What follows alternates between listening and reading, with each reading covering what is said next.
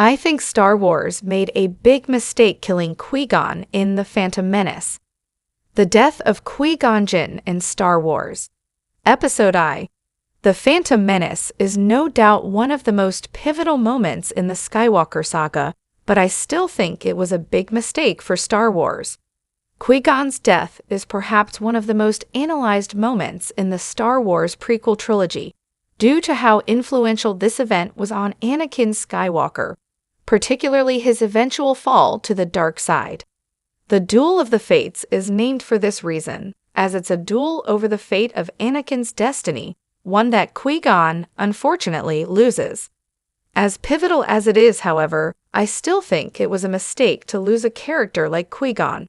After all, he's portrayed by Liam Neeson, an iconic star who brings such a fresh perspective to Qui-Gon's character and that particular era of Star Wars. As the former Padawan of Count Dooku, Qui-Gon also has key character connections and relationships that no other character really has. While I do wholeheartedly understand the reasoning behind his death, this is why I think Star Wars should have let Qui-Gon live instead. Qui-Gon is still one of Star Wars' most interesting Jedi. 26 years after the release of The Phantom Menace, and thus the introduction of Qui-Gon himself, he's still one of the franchise's most interesting Jedi to date. His perspective on the Force was, at the time, unlike anything else, and his calm willingness to bend the rules of the Jedi Code in order to do what he thought was right was very refreshing in an era where the Jedi were less lenient than ever before. As the Jedi tasked with introducing midichlorians, also known as M-Count, Qui-Gon truly stood apart from the rest of the Jedi. Unfortunately, no other Jedi introduced in this era has really set themselves apart the way Qui-Gon did, and that leaves me wondering what more we could have seen from Qui-Gon. I think Qui-Gon being this way is what helped to make Obi-Wan a more versatile, and though he would never admit it, a more relaxed Jedi, as the Obi-Wan we know in the latter two prequel movies and in Star Wars. The Clone Wars is vastly different from the rule-following Padawan in The Phantom Menace. I would have loved to see how Qui-Gon influenced him like that. The Jedi could have used Qui-Gon's voice during the Clone Wars. It's no secret that the Jedi Order was very flawed even before the Clone Wars broke out, but their heavy participation in said war led even further to their eventual downfall during Order 66.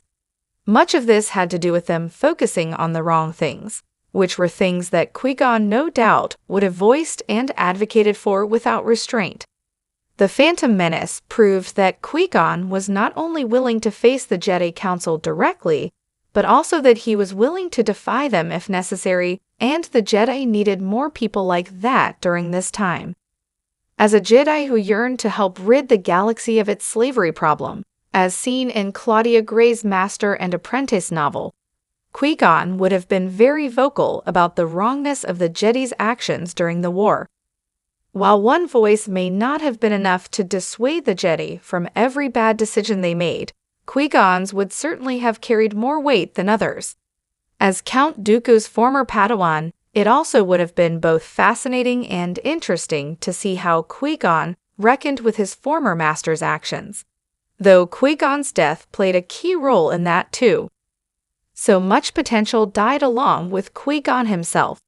All in all, there was so much potential in Qui-Gon's character that I would have loved to see beyond his tenure in The Phantom Menace. Thankfully, we have gotten some bits and pieces of his life before then, in the aforementioned Master and Apprentice novel, the animated Tales of the Jedi series, and more, but I can't help feeling sad that he wasn't around for events as major as the Clone Wars. It could still have been the case that Qui-Gon died before Anakin's fall to the dark side, but that it happened later on, after bonds were formed. Of course, it's also the case that Qui-Gon's training of Anakin could have prevented his eventual fall altogether, but it's difficult to say. Either way, I honestly just would have loved to see the potential we really had with Qui-Gon in The Phantom Menace go on. His character has always been a fan favorite, And I think getting more of his perspective within the Jedi Order over time would have been really fascinating.